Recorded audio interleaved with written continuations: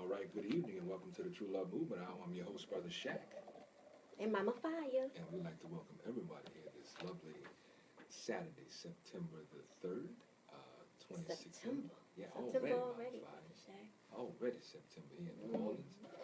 So much happening. We know you have so many choices, and we are honored that you've chosen to take this ride with us here on the True Love Movement Hour. Mama Fire. Still going strong.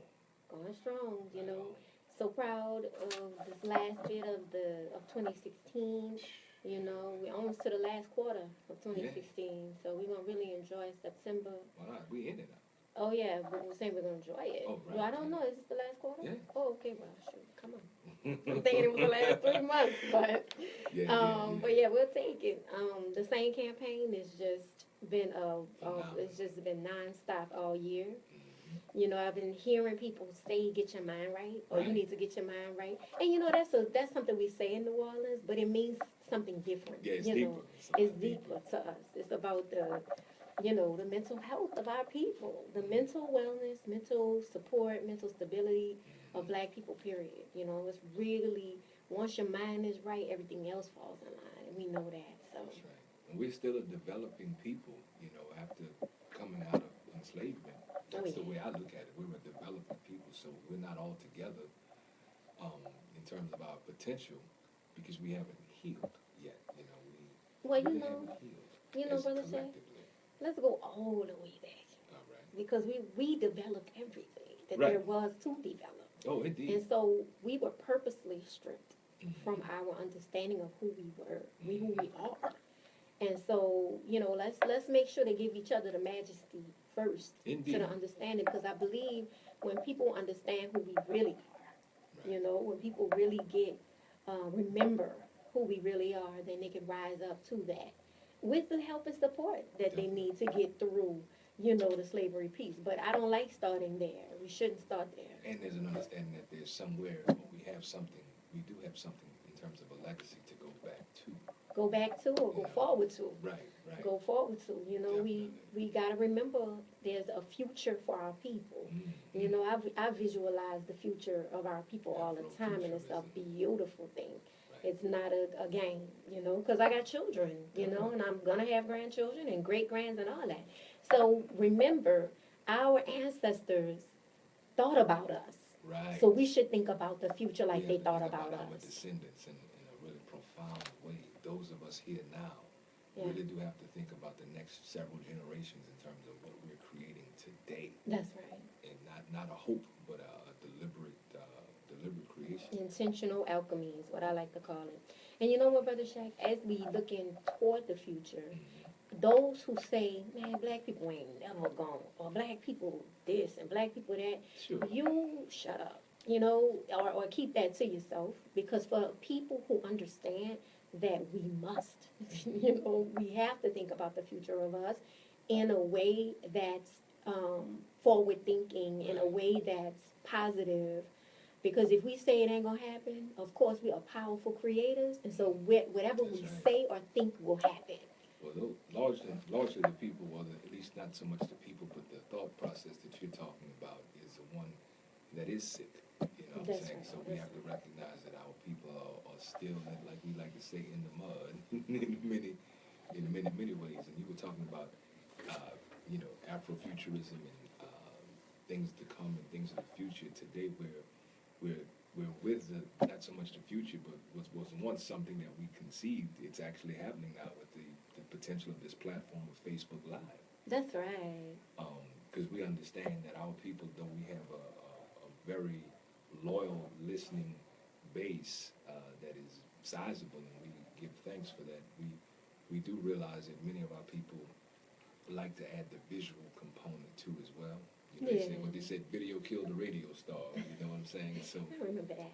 So in step with that, we are broadcasting live from Facebook Live, right, Mama Fire? We all the way live. How all of that stuff works, but I know if you follow Ayana Shack, or you're friends with Ayana Shack on Facebook, there is a live feed right now coming right out of the studio that you can watch, or you can listen on the WBOK app, or of course WBOK 1230am.com listen live button on your computer. just adding another option and another element to what we're doing here today. We really give thanks for our listeners, man. It's nice seeing people on the street and say, man, y'all talked about this, man, and that really resonated, or I like that show. Is it on SoundCloud? And or what's going on with the True Love Movement YouTube channel, and talking about those things in the lectures and the workshops and all that. So that's a rewarding part of doing this particular work, that it's actually reaching and resonating with people. So yeah. Shout out to all our listeners. For sure. Thank you. Asante San. And today our viewers, because we got some viewers, they stacking up or what have you. So that's on Ayana Shack on the True Love. Ayana Shack on Facebook Live. Playing around with that a little bit. We've done some Periscope shows, and of course we've done some recordings of shows. But we're going to tap into this technology that's here and it's available for our people. And we encourage you to build with us. I'll give out the call-in number early, 504-260-9265. Again, that call-in number is 504-260-9265, because this will be one of those shows where we might be rolling, Mama Fire. Yeah, you should be rolling though, because we talked about with Manifest a couple of weeks ago, and then last week we had a rebroadcast. So this week is our first time being in the studio.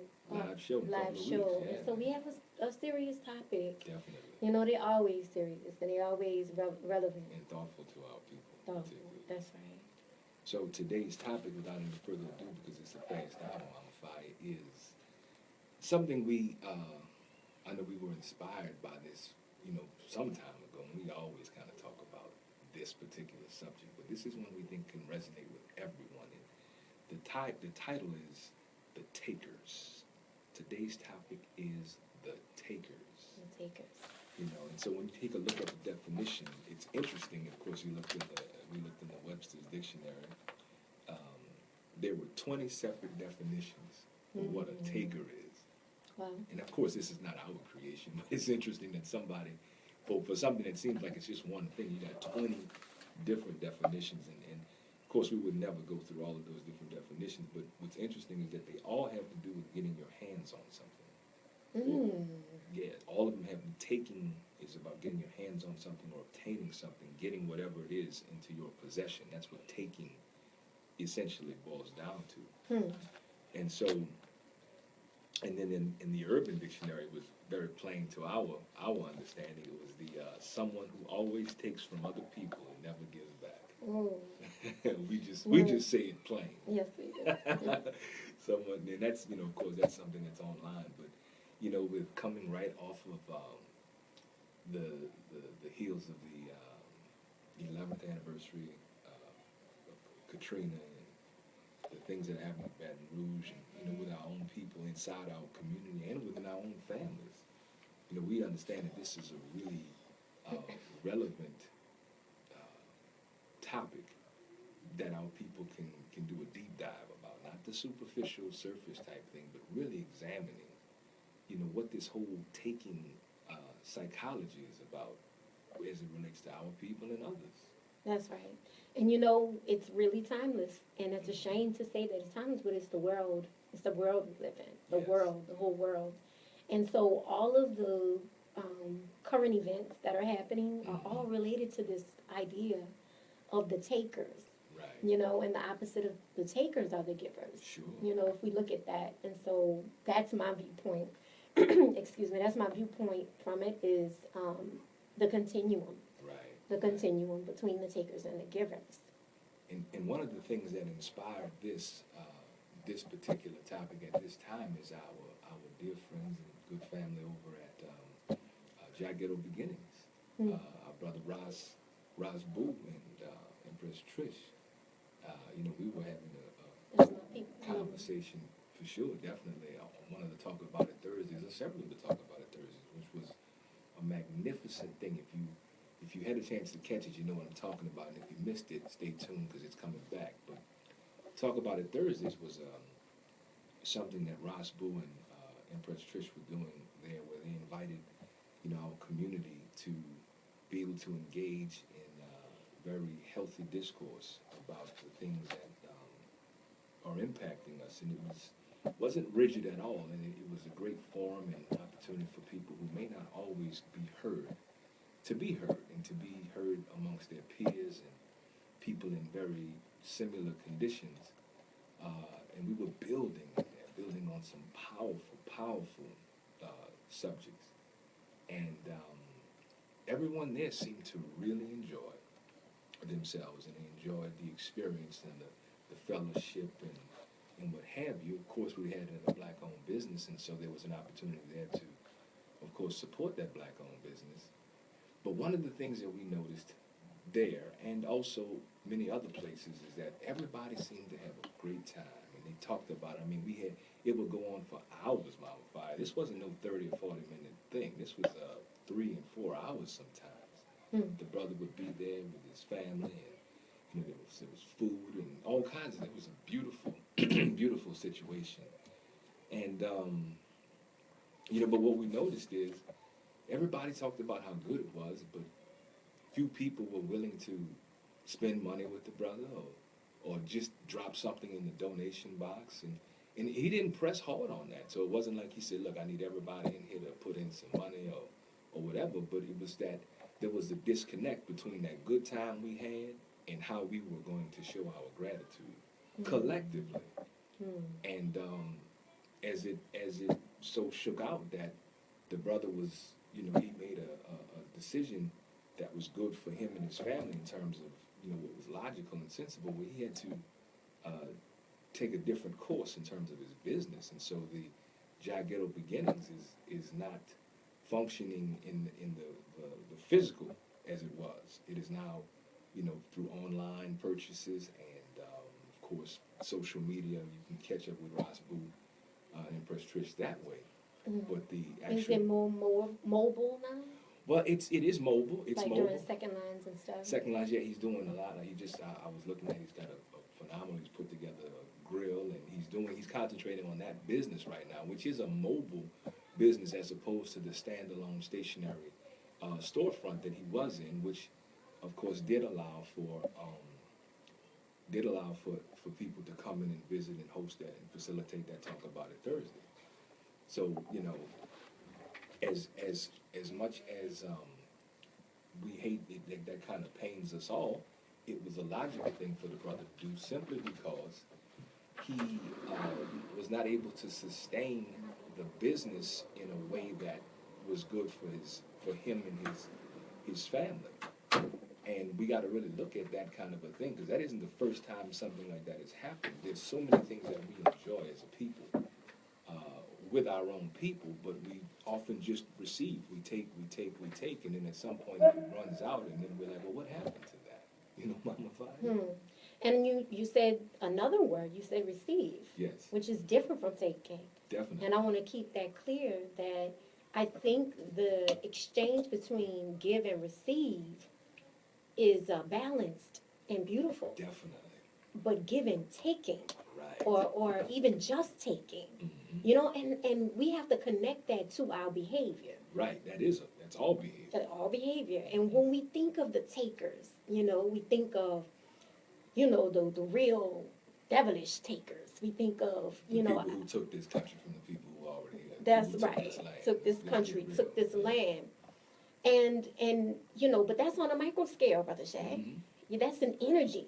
Right. You know what I'm saying? When you just take and take and take, and don't matter. It doesn't matter who's hurt or who gets, who gets violated, who gets what. Take, yeah. You just take because you feel like you're dominant. You can take whatever. Right. You feel like white supremacy. That's the myth of white supremacy that is embedded in people's minds. So anyway, that is the macro understanding of taker. But how does taking, relate to what you do? And Brother Shaq, you brought it down to the micro, to our people, two beautiful, a wonderful family. It's about, giving and receiving. Right. And so that needs to be balanced. And even with us, Brother Shaq. And that's true. We started talking about taking the takers. But really, when we look at True Love Movement, yes, and we look at what True Love Movement does for New Orleans and beyond New Orleans, and specifically for black people, for us, yes, I think of how we share everything. Like if it's beautiful and we know our people, we know they working hard and doing their best and like striving for our people. We are always sharing, uplifting, empowering, asking how we can help, asking how. And so that should be reflected, Yeah. in my opinion. Like we're giving support. And so we should be receiving support. You talking Just about leadership. leadership and, Definitely. and balance. And so sometimes, Brother Shaq, I'm just like disheartened. Sure. I'm not gonna lie. I mean, I'm gonna be all right Yeah.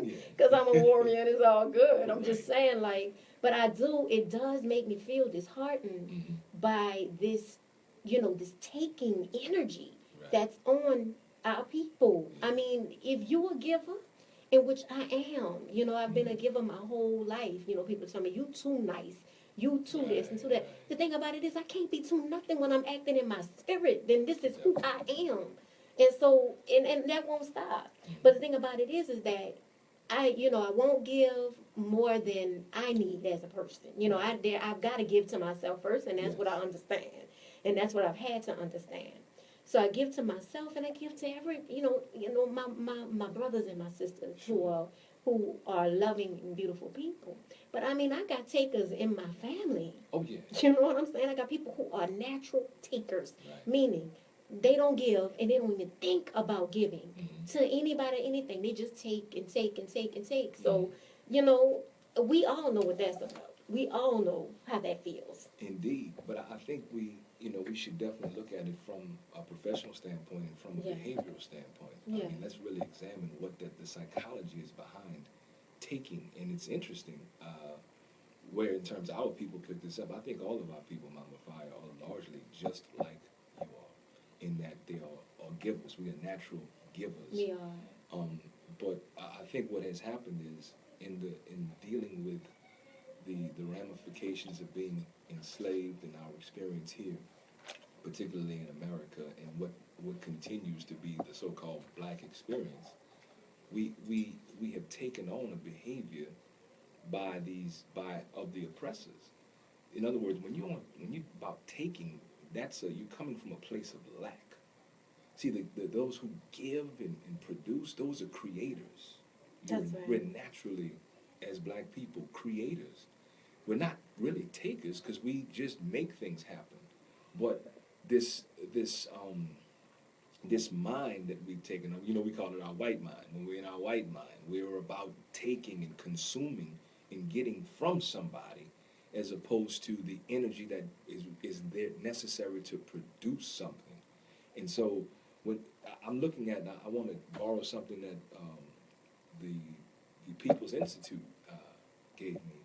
Uh, Shout out to all of them too. Shout out to the People's Institute for surviving and beyond. But there's something called a power analysis, which is different to a needs analysis. Where they get in is that white psychology and white mind, all that is the great unexamined. Because every time we're talking about something dealing with the relationship between black people and white people, we're always looking at black people. But let's look at the psychology of what is white.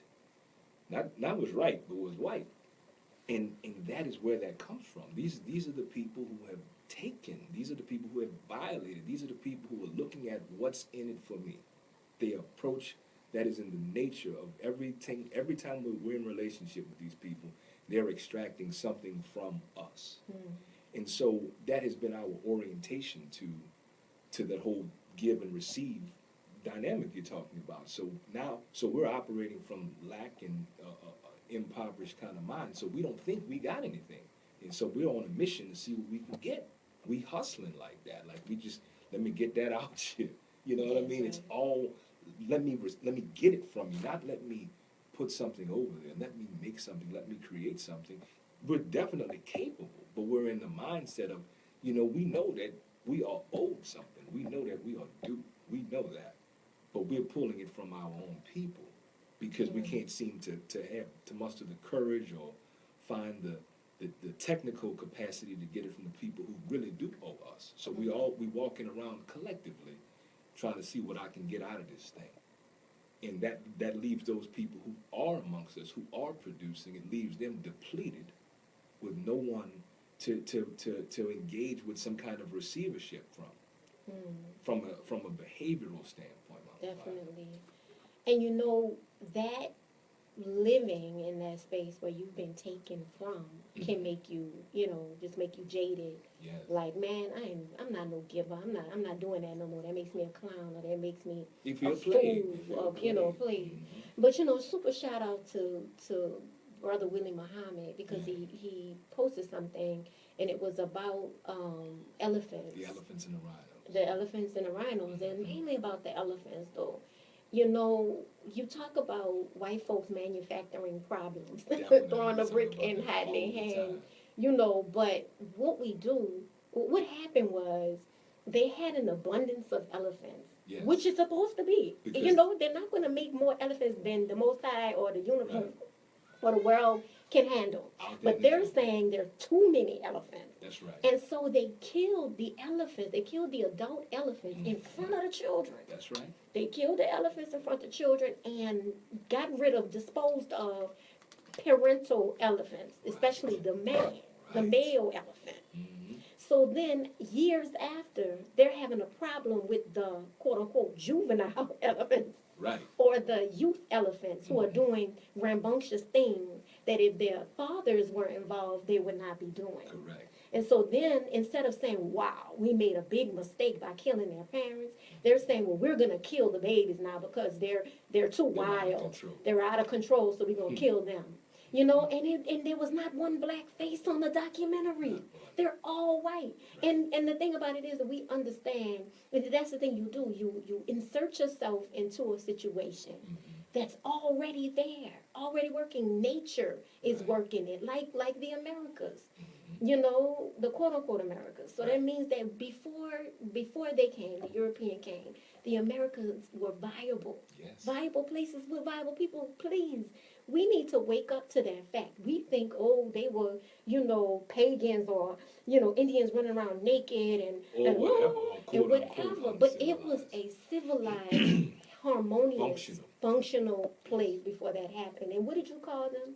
You said instead of explorers. Yeah, they were invaders. I was in the school this week and watching, observing one of the classes, some clients in the class, and the teacher was teaching about the explorers. And I looked at her and I said, the what? She's like, the explorers. I said, no, nobody was exploring. You mean the invaders?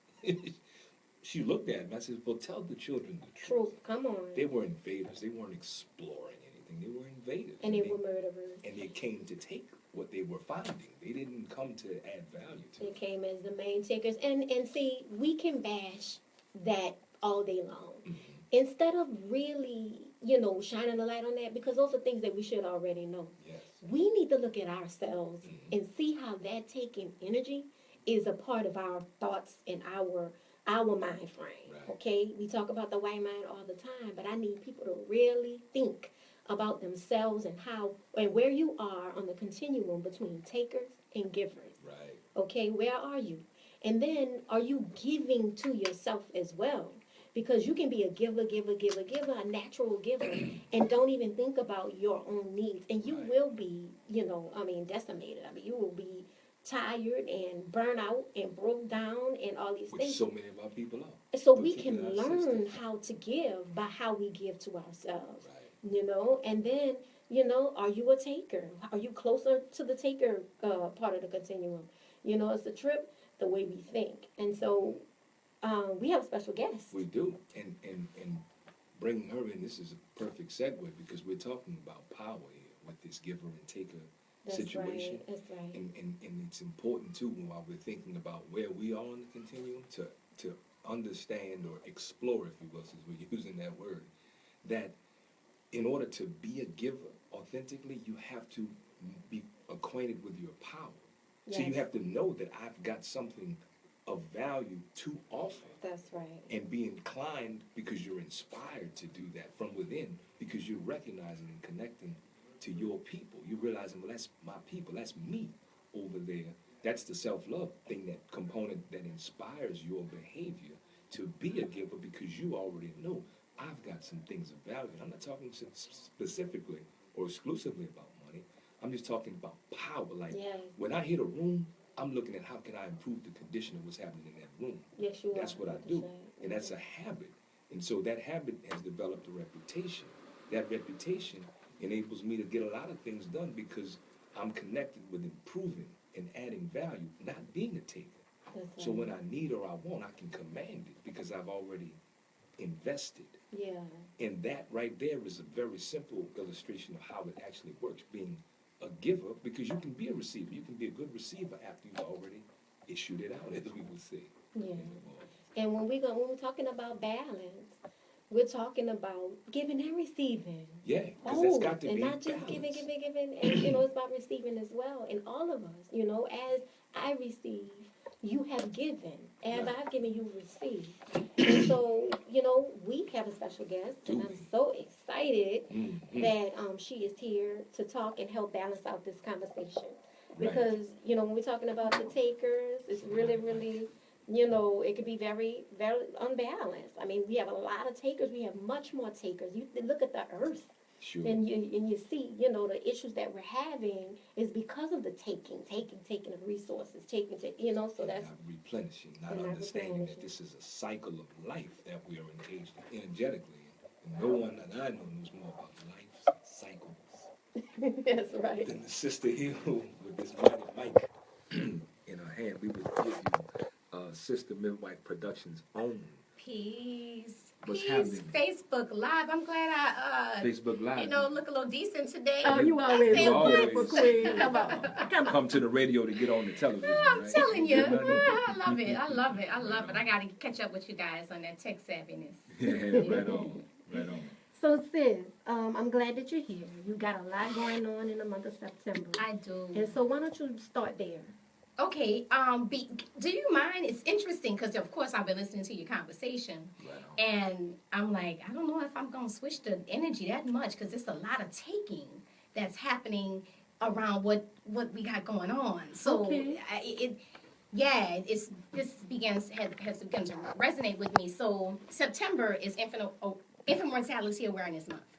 Infant mortality is the death of a baby before reaching the age of 1. Right. And across the world, infant mortality rate is used as a marker of the health of a nation. And the United States is in very poor health when we look at the rates of infant mortality in our country. And if we specifically look at the rates of infant mortality in the Black community, we're in trouble. Come on. We're in trouble. And so September is Infant Mortality Awareness Month. So we're doing a month-long series of events called The Art of Birthing. And the concept is that we'll have visual art, creative art, spoken word art, performing arts, all centered around birth. Right. So that we can create energy around a good space of birth also, and in an artistic way bring people some events where we can also create energy and bring information about infant mortality, as well as elevate some income that we can use to create some of the community programs that we're doing. Right on. That's right. That give and receive. Yeah. Right on. Yes, exactly. And I wasn't even thinking about that, but exactly. But those things can't happen. They don't happen out of thin air. Absolutely. As we give and reaping and sowing.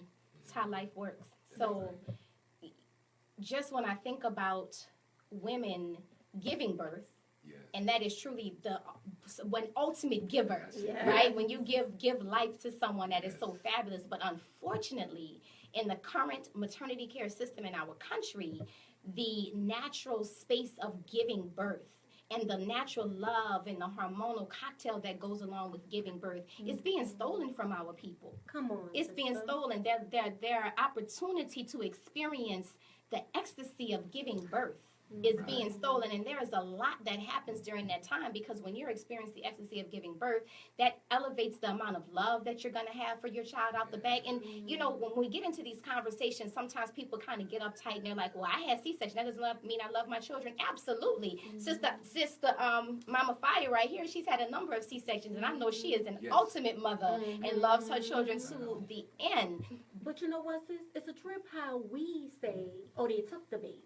Yeah, Right? exactly. C-section, they took the baby. And you know what, sis? And that's what they're doing. It doesn't feel good. Now, as a person with a strong body and had all them C-sections, it doesn't feel good to know that my babies were taken. Yes. And of course I love them. It doesn't have anything about that. But could I have had a better birthing experience? A different experience. Yes. Had I known the things that I know now about my body before I conceived, right? I would have never had a C-section because I was ill because of what I was eating. I was ill because of what I was eating. I had hypertension because I was eating all the wrong things. But had I knew from the beginning. And so now that's why you are such a giver, and that's why we're thankful for you. Let me tell you, Ayana, that's so powerful that you just said that when we think about C-sections. We absolutely do say they took the baby.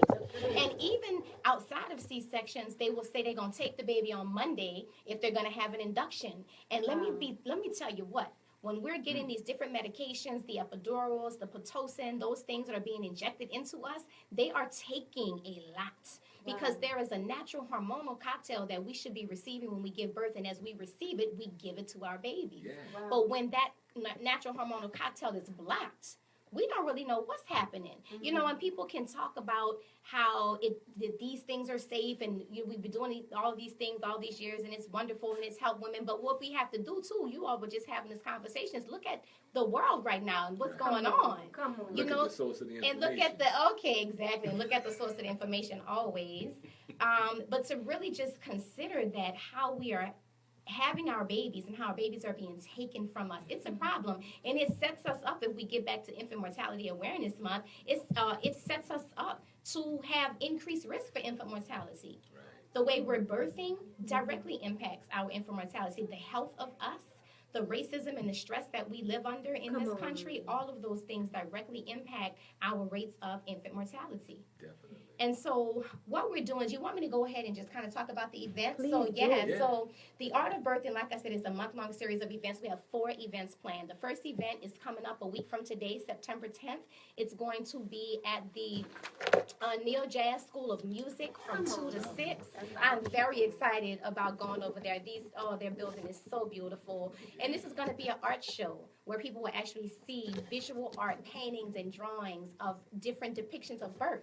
And I asked the artists to be literal or figurative. So it doesn't have to be directly a pregnant woman or a mom and a baby, that sort of thing. So, give me what you got. And if you're an artist out there is still time to be a part of this exhibit. The beautiful thing is that these pieces will then go up for an online auction. Ooh. And the funds generated will be shared between my organization as well as the artist. So the artist is going to also benefit, and then be Cooperative, exactly right. the total give and receive. So I'm excited. We're also at that event at 3 o'clock. We're going to watch a documentary called Bringing in the Spirit. Okay. This is a documentary that traces the history of African midwives from being stolen and brought to these shores, and who we were as African midwives throughout these centuries, and who we are today. Yes. It's a beautiful documentary, yes. Was that the one that showed at Cafe Istanbul some years ago? Yes, a few years ago I Yeah, did another right on. event where we Yeah, showed it. yeah, It's a I remember. beautiful, That was beautiful powerful. documentary. I see it anywhere from 3 to 4 times a year because I show it when I do my birth sister trainings. And I got to tell you, no matter how many times I see it, I see something new. I receive some new energy from it. So if you have seen it before, still come on out. And then we're going to have a discussion about birth rights and options and doulas and midwives and the differences and what you can do so that your baby won't get taken from you. Right. So we'll be doing that. Then on the 18th, super excited. I have a new business venture called Zakile Village. All right. It's a venture between myself and a sister friend of mine, and we are doing our Watoto Festival, our Children's Celebration Festival, because we understand that infant mortality is an issue, and we have to love on the babies that we have here. Right. And so this is a baby celebration. Come on out. It's going to be at the Craig Center. So shout out to the Craig 1800 Center. Street. Yes. Love them brothers. Very excited about it, happy and excited about the brothers supporting us on this event. And we're basically going to have a pop-up Zakile Village. We're going to have an African fashion show and games and music. And it is geared for infants and children 0 to 4. But this is an all-family affair, an all-family event. So everybody can come on out. This is a free event.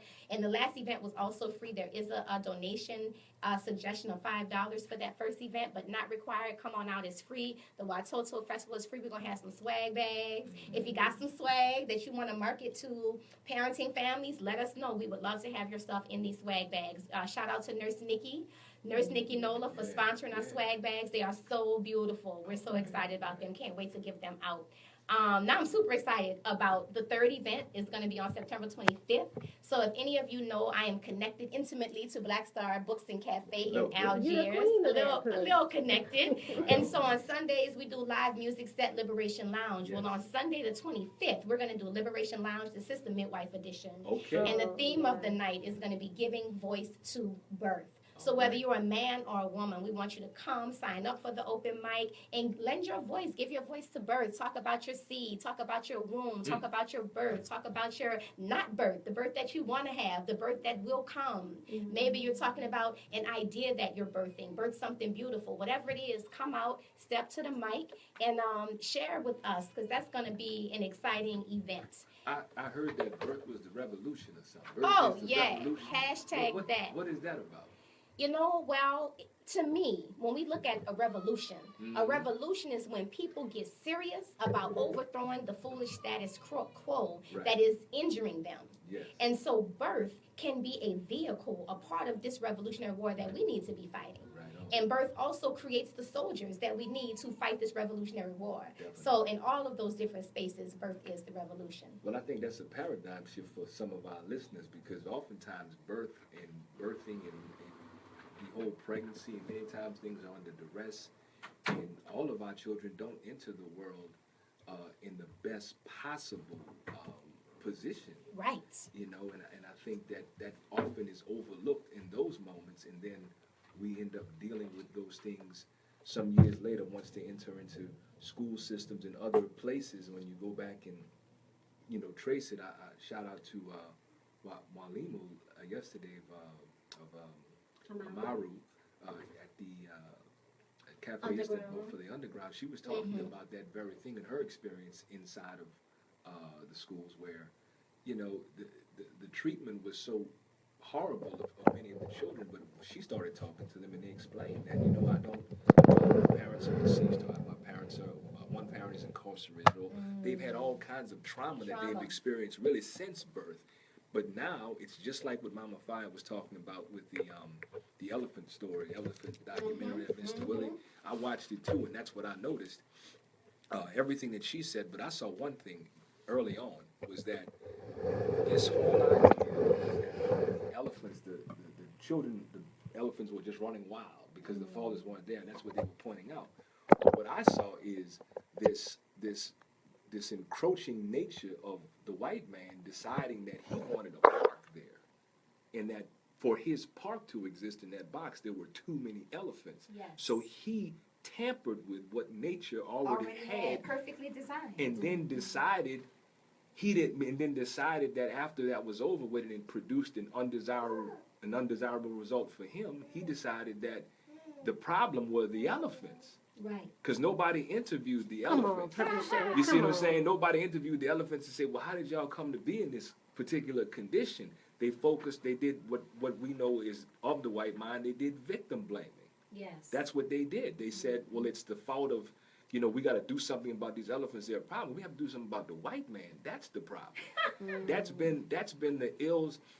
And I'm just talking about historically. I'm not, for those of you who have various relationships with white people, and I think if we're alive, we all do have some relationship. I'm not talking specifically about your people or your friend or even your white associates. I'm talking about a mindset in a culture that basically says that I'm going to violate any and everything to do whatever I want to do without any regard or respect for anything or anybody. And if there is a consequence or unintended consequence, it's going to be on the fault of whatever I violated.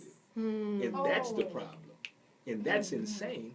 And our people, I think, you know, we bought into that idea because we want to emulate. You know, I did a lecture on patriarchy that day. We were at the World Manifest, and I was talking to the brothers about our white daddy. You see what I'm saying? Like, you get this that makes you feel uncomfortable, doesn't it? It makes a brother feel very uncomfortable, and that's part of the point. You see that we get our ways from looking up at this white daddy. That's how we learned how to be a so-called man. So we're emulating these destructive things. That's how you learn to be a taker. Right. So we have to go all the way back. We have to go all the way back and acknowledge that's where it came from, and that this is not our nature. And so it's as simple as stopping that, walking away from that, separating ourselves from that taking mind, in looking at our own power and say, man, what can I contribute to make this thing better? And That's powerful. when position. we look at birth and how they have taken and changed birth, because birth, the way nature intended it, is very different from the way that birth is happening. Right. And so, like you said, intentional or unintentional consequences. What I always say when I do my trainings often, and I speak often in black and white and, you know, clear-cut things, and I understand that it's all a continuum, but I am very clear that even if it's at a cellular level, it has to matter. Right. It has to matter. And when you all opened up the show, you were talking about ancestral, you know, being alive and understanding that you will have children and grandchildren and great-grandchildren as they knew they would have us. And when we really understand that, that's when that cellular memory and that cellular identity really, really matters. So if I'm having a baby today and I am being traumatized in that experience, and that baby comes into this world traumatically, traumatized from birth, the initial implant at birth is trauma. That's problematic. And then I go into a home where there's racism and there's energy that's bad, and that energy is passed on to me from maybe it's my brother, maybe my uncle, grandmother, who knows, depending on the family. And then I try to go to school and it's passed on to me at school, and it's constant. And so from an imprint, and we're constantly in survival mode, constantly it's the issue. Y'all, my baby is trying to undress me and nurse me in this. See, that nursing thing is real. She's taking, and I am giving. Right on. She is receiving. You know, our people, indigenous people, are the greatest natural resource to this planet. That is why we've always been taken from, because we have it. You know, to get that into our minds, abundance. We have the whole thing. It's not something we're lacking. We have it. And what we do also have are the lines lit up. And before we get too far gone, we certainly want to take care of our callers. Thank you for holding. Welcome to the True Love Movement Hour. What's happening? All right. God bless you, Brother Eric.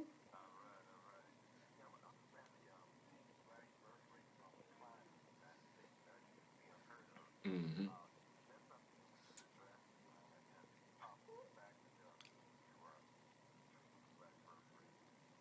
Are you speaking directly in the United States? Okay, so I don't really follow the numbers, but if you say that, I believe you for sure, and it make a lot of sense. I just think as we live, as Americans live, the birth rate overall is declining. And so it's declining for everybody because we live in America, and we live as Americans live. And so our birth rate is very likely declining for a multitude of reasons, some by choice, some very likely by coercion and force. But that doesn't surprise me because that's just the way the birth rate is going across the country. Mm-hmm. And when we... So there are women who, I had a conversation with a woman yesterday who's had natural birth, and then she had cesarean section for twins, and now she's pregnant again. And they're telling her she has to have another C-section. After having 3 or 4 C-sections, you're not going to be having 5 and 10 and 12 children each by C-section. So you will be stopping. Even if it is your decision that you want to have more children, not many physicians will see you and recommend that you have that many children. And by like that 5th C-section, they're pretty much telling you you need a tubal ligation. So if we have a 20-year-old girl who's having a C-section with her first baby, by baby number 5, and she might not even be 30 years old, that's a wrap for her. And it doesn't matter whether she's married or not married and can afford them and not afford them. All those other things is irrelevant when we're just talking about the birth rate, and that could absolutely be taken from her because she's had so many different cesarean sections. That's one example. Right on.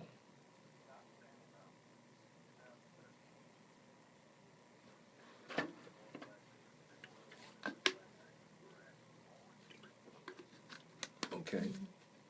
Well, you know, brother, that's the issue. That's the issue because of the mental wellness of our people. Yeah. You know, I'm not pro-life or pro-choice.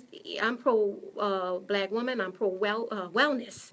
And so that's an issue in our community, just like the incarceration rate is an issue, Definitely. just like black on quote unquote black on black crime, which is an issue. You know, we have a lot of issues, period. And so the sister is a midwife, so she's talking about birthing live babies. And the issues that we have are really centered around our wellness, our level of wellness. Oh yeah. And mental and physical and spiritual wellness. And we got that. We got the way that we are through surviving the slave Holocaust. I mean, that in our mind. Exactly That's right. really So let's what it not is. So we can't- demonize or vilify. We are dealing. Yeah. We are dealing, and how we're dealing is this shows us how sick we are. Right. And I will say, Ayana, quickly, because you touched on this, but that the rate of abortion in our community is high because we do have a lot of hurt and pain. So we're having a lot of unintended pregnancies, a lot of unintentional sex, a lot of unhealthy sex. We're not making love, which then creates a beautiful life. We are instead having sex and getting busy and doing folks, and in the meantime, hitting and all that kind of stuff. And so all of that is directly connected to our elevated abortion rates. And once we can heal as a community all around, and so that those acts of random acts of sex are trimmed down. Yes, and exactly. That would help with that. But yeah, it's a big issue. It is an issue, and we don't want to sweep it under the rug, brother. But the art of birthing, in which Sister Midwife is producing, is about how to stop the infant mortality rate. After Meaning, a baby is born. So this mom wants this baby. That's she did right. not have an abortion. This baby was born, and a day later, a month later, 6 months later, 362 days later, they find this baby not breathing for whatever reason. Okay. Right on. We thank you, Brother Eric, man, as always, man. Big Thank you supporter, for man. calling. And shout out to that brother, too, Brother Eric. Brother Eric has been doing a lot of behind-the-scenes work that we'll be talking about in upcoming episodes here, the True Love Movement Out. Y'all might want to participate in that. Yeah, that's a strong, powerful brother. Thank you for yes. calling, brother.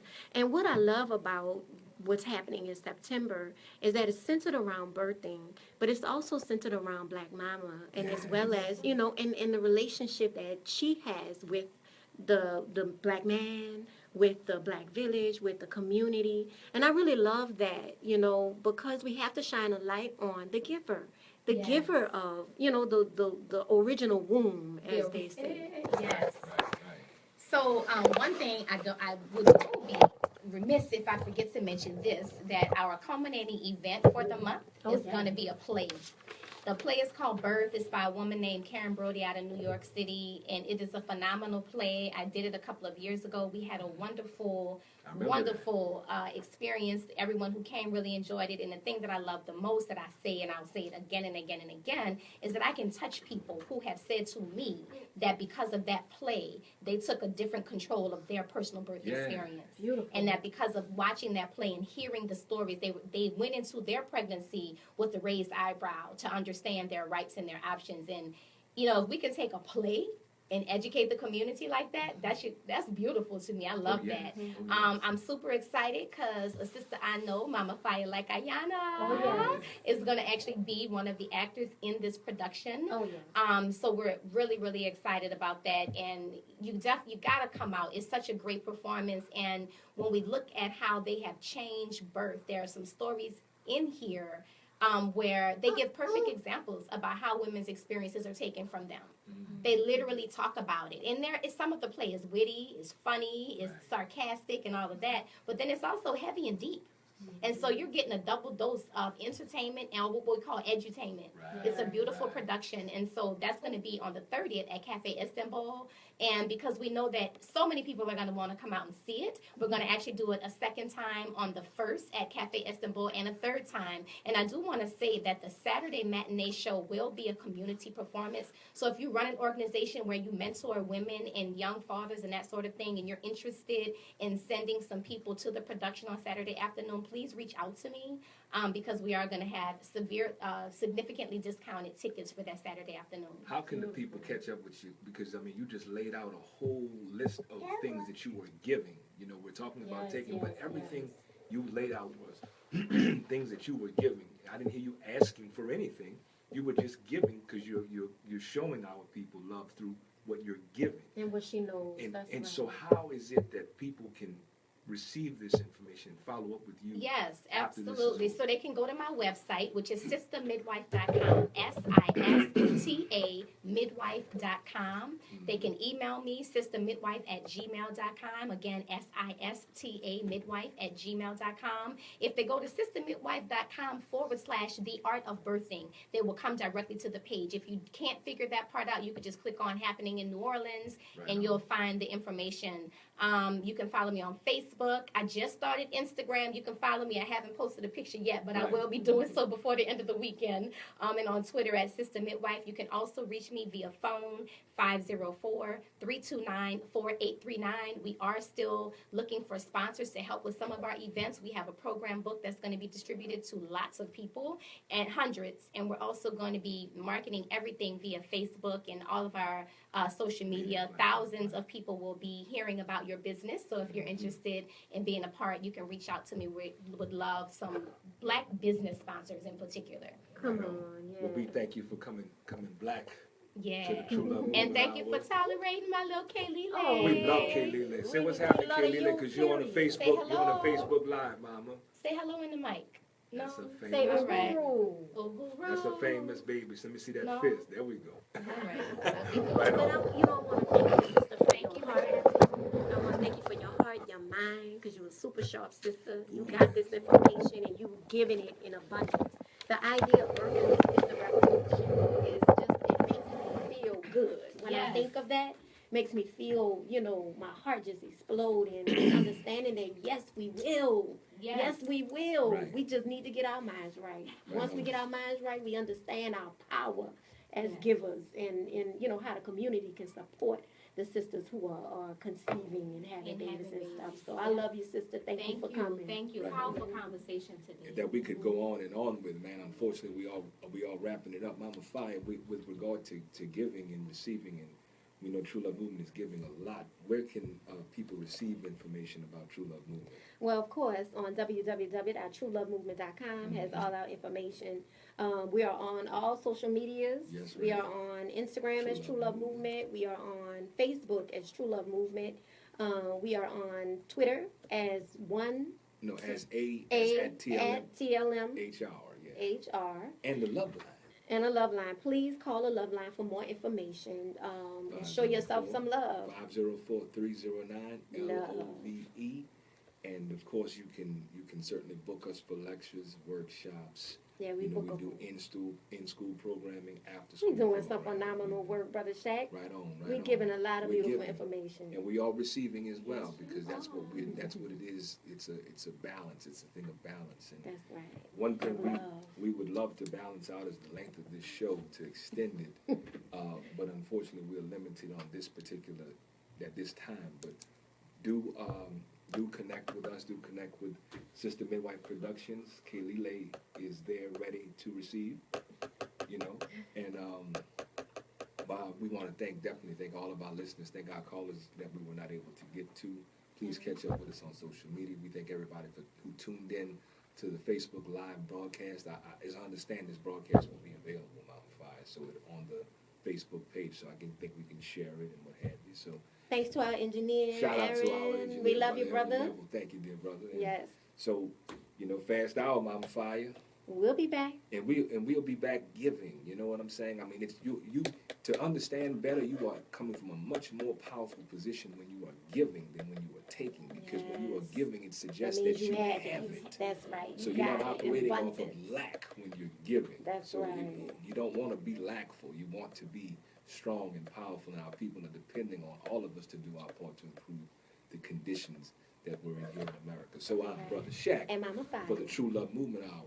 Wholeness. Yeah, we got that right. All right. Black Mama. He said, oh, yeah, we have to. Yeah. Because we mess with it. I'm talking about peace. Because we always say peace. It's like, oh, not peace because it's in pieces. Yeah. Is this in the studio after hours? We This still is, live? we're still live in the studio. Yeah. Kaylele say uhuru. She full. Say, I'm full. Uhuru. Right on. Hold on, let me go get them. And we still rolling. What would you like to tell the people in terms of being able to connect this month? Because this whole month is about you. Just come out to the events. Be willing to buy a glass of wine, buy some chips, support the events, pass the word, come to the play. Just come on out. It's going to be great. And to really understand that this is not a man's issue, not a woman's issue, not an elder's issue, not just for the girls, whatever. This is for everybody. I know a lot of times we say birth, and birth is, oh, that's the woman's thing. But no, this is everybody's business. Right, how the woman got pregnant. Hey, that's what I All try right. to tell you. So everybody's in there. Right on. We thank you. Come around, man. Say hi. Kaylee, you gonna say hi? Never on demand. I keep telling her if we're gonna make money, she gotta be able to do it on She demand. did a little wave. I saw that wave. She did a little wave when you weren't looking. Then she put her hand behind her back. I like that, Mama. What's going on, Brother Joe? What's happening, man? Right on. Cool, Help cool. out right there. What you say, Niani? Right on. Good to see you. Welcome back. It said I can't hear. That's all right, man. Right on. Well, thank you for having me. For sure. All right, Facebook Live. This Brother Shaq. Mama Fire. All right, we out. Peace.